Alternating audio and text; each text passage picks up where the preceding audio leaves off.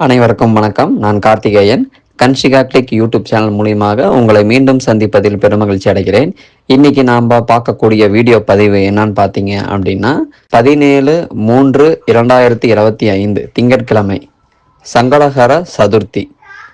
சங்கடகர சதுர்த்தியை பற்றி தான் இந்த வீடியோ பதிவை முழுசாக பாருங்கள். இது வரைக்கும் நம்ம சேனலில் நீங்கள் சப்ஸ்கிரைப் பண்ணல அப்படின்னா சப்ஸ்கிரைப் பண்ணிக்கோங்க, லைக் பண்ணுங்கள், ஷேர் பண்ணுங்கள். உங்களுடைய உற்றார் உறவினர் மற்றும் சகோதர சகோதரிகளுக்கு இந்த ஆன்மீக பதிவை ஷேர் பண்ணி நீங்களும் பயனடைங்க, அவங்களும் பயனடைய வைங்க. வாங்க வீடியோக்குள்ள போகலாம். 17/3/2025 திங்கட்கிழமை சங்கடகர சதுர்த்தி. ஸ்ரீ விநாயக பெருமான் திருவருள் துணை நின்று நல்லதே நடக்கும். ஸ்ரீ விநாயக பெருமான் திருவடிகளே போற்றி போற்றி. ஸ்ரீ விநாயக பெருமான் திருவடிகளே போற்றி போற்றி. ஸ்ரீ விநாயக பெருமான் திருவடிகளே போற்றி போற்றி. ஸ்ரீ விநாயக பெருமான் திருவடிகளே சரணம்.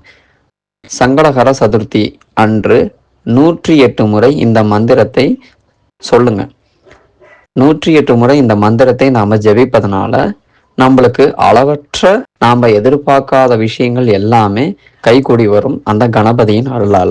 ஓம் ஸ்ரீம் ஹ்ரீம் க்ளீம் க்ளௌம் கம் கணபதையே வர வரத சர்வ ஜனமே வசமானிய ஸ்வாஹா. இந்த கணபதியின் மூல மந்திரத்தை 21, 51, 108 முறை முடிந்த அளவுக்கு சொல்லி வேண்டினால் நிச்சயம் வீட்டில் சுபிக்ஷமும் அமைதியும் நிலவும் என்பது நம்பிக்கை. எனவே சங்கடகர சதுர்த்தியில் மாலையில் ஆலயம் செல்லுங்கள். இந்த சங்கடகர சதுர்த்தி திங்கட்கிழமை வருவது மிகவும் சிறப்பாக ஒன்றாகும். சிவபெருமானுக்கு உரிய சூரிய நாள். ஞான கடவுளாகிய விநாயகரின் சதுர்த்தி விரதம் ஆகும். சங்கடம் என்றால் துன்பம், ஹர என்றால் அழித்தல். துன்பங்களை அளிக்கும் விரதம் சங்கடகர சதுர்த்தி விரதம். இந்த விரதம் இருப்பவர்களுக்கு பகை, கடன், நோய் முதலியவைகள் விலகி நல்ல நட்பு கிடைக்கும். பொருளாதார முன்னேற்றம் ஏற்படும். ஆரோக்கியமான வாழ்வுகள் கண்டிப்பா கிடைக்கும். அதிகாலையில் எழுந்து நீராடி விநாயகருக்கு விளக்கு ஏற்றி அருகம்புல் மற்றும் வாசனை மலர்கள் வைத்து பூஜிக்க வேண்டும்.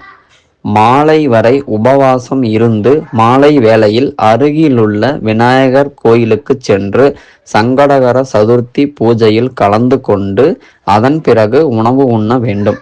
விநாயகர் கோயிலுக்கு அபிஷேக அர்ச்சனை பொருட்களை வாங்கி தரலாம் அல்லது அர்ச்சனை செய்யலாம். சிவபெருமானுக்கு மாதந்தோறும் வரும் சிவராத்திரி விசேஷம்.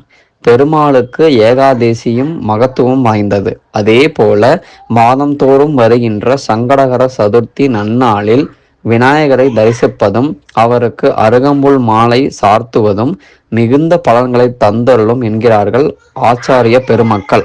இந்த நாளில் ஆனை முகனை தரிசித்து வேண்டிக் கொண்டால் கஷ்டங்கள் நஷ்டங்கள் காணாது போகும். வாழ்வில் உயர்வு அனைத்தும் தந்தருள்வார். காரிய தடைகள் விலகும். நினைத்ததெல்லாம் நிறைவேற்றி தந்தருள்வார் ஆணை முகத்தான். குறிப்பாக சொல்லப்போனால் அன்று மாலையில் அருகில் உள்ள விநாயகர் கோயிலுக்கு சென்று தரிசிக்கலாம். மேலும் அம்மன் ஆலயங்கள், சிவாலயங்களில் உள்ள விநாயகர் சந்நிதிகளுக்கும் சென்று வழிபடலாம்.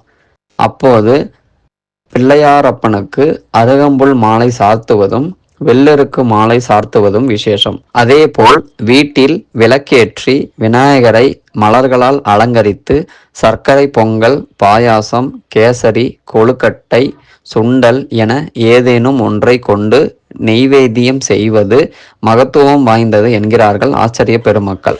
ஓம் ஸ்ரீம் ஹ்ரீம் க்ளீம் க்ளௌம் கம் கணபதையே வர வரத சர்வ ஜனமே வசமானய ஸ்வாஹா என்ற கணபதியின் மூல மந்திரத்தை 21 முறையோ அல்லது 51 முறையோ அல்லது 108 முறையோ முடிந்த அளவுக்கு சொல்லி வேண்டினால் நிச்சயம் வீட்டில் சுபிக்ஷமும் அமைதியும் நிலவும் என்பது நம்பிக்கை. எனவே இந்த சங்கடகர சதுர்த்தியில் மாலையில் ஆலயம் செல்லுங்கள். ஆணை முகனை வழங்குங்கள். உங்கள் கஷ்டங்கள் அனைத்தும் தீர்த்து வைப்பார் விநாயகப் பெருமான். ஓம் தத்புருஷாய வித்மஹே வக்ரதுண்டாய தீமஹி தன்னோ தந்தி பிரச்சோதயாத்.